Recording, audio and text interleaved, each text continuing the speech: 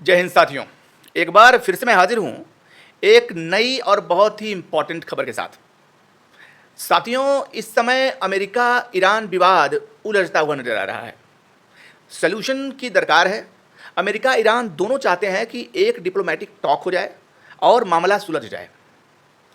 Iran की तरफ से भी कवायदें की जा रही हैं, अमेरिका भी यही चाहता है कि कुछ सल्यूशन निकल जाए। लेकिन बीच की जो शर्तें हैं वो इतनी डिफ़िकल्ट हैं, इतनी कॉम्प्लिकेटेड हैं कि ये मामला सुलझता हुआ दिख नहीं रहा है।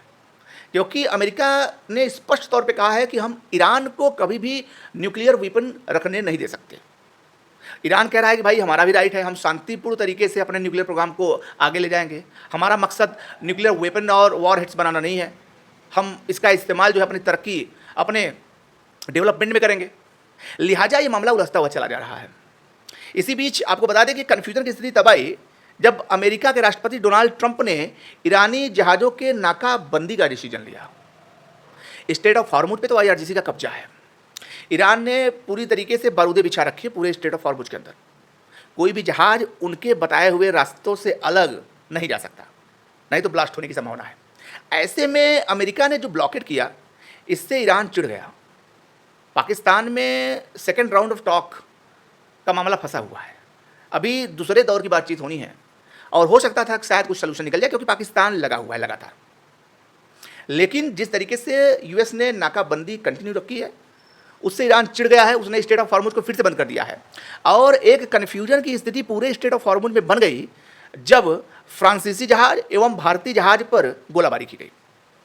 कन्फ्यूजन की स्थिति इसलिए बनी क्योंकि अब्बास अगारची ने एक बयान दिया, कहा कि स्टेट ऑफ हॉर्मुज खुला हुआ है, जहाज आ जा सकते हैं, सिवाय अमेरिका, इजराइल और उसके अलायंस देश जो है, जो उनके साथ है, उनके जहाज़ों पर हम हमारी कड़ी नज़र है, उनको नहीं आने देंगे।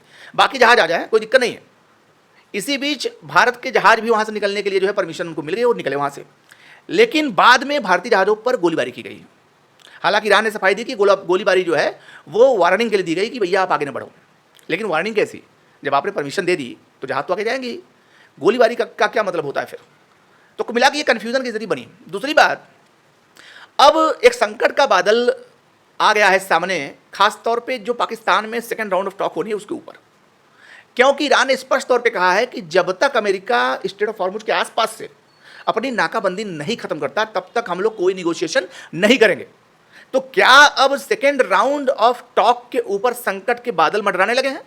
हालांकि इसी बीच मैं आपको बता दूं कि पाकिस्तान ने पूरी तैयारी कर रखी है स्ट्रेट ऑफ हॉर्मुज के मामले को सुलझाने के लिए, और पाकिस्तान ने मेजबानी करके इस मामले को सुलझाने की जो कवायदें हैं वो बहुत तेज कर दी है। 5 स्टार होटल खाली करा दिया गया है, वहीं पे ये जो है सेकंड राउंड ऑफ टॉक होनी है, पूरी तैयारी हो चुकी है। लेकिन अब पेच ये फंसा हुआ है कि ईरान ने कहा है कि अभी हमने डिसीजन नहीं लिया है कि हमको पार्टिसिपेट करना है नहीं करना है। उधर ट्रंप साहब बोले हैं कि हमारा प्रतिनिधिमंडल कल शाम तक पाकिस्तान पहुंच रहा है और ये ईरान के लिए आखिरी मौका है। अगर ईरान शर्तें मानता है तो ठीक है, नहीं तो ईरान की हालत हम वेनेजुएला जैसी करेंगे।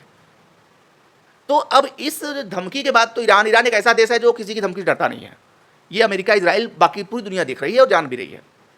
तो जब डर नहीं है, जब कोई देश पीछे हटने को तैयार नहीं है, तो निगोशिएशन के क्या चांसेस हैं? क्या कोई निगोशिएशन हो सकता है या फिर इसका कोई निष्कर्ष नहीं निकलने वाला है?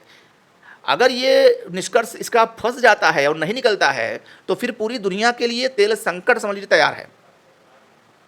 फिलहाल जो होना है ये तो वक्त ही बताएगा, लेकिन सेकेंड राउंड ऑफ टॉक जो है बिल्कुल मुहाने पर है। अब देखना यह है कि ईरान और अमेरिका एक साथ मिलकर क्या बातचीत करते हैं, ये बातचीत होती भी है कि नहीं होती है। मिलते हैं अगले वीडियो में कुछ नए अपडेट के साथ, तब तक के लिए जय हिंद, जय भारत।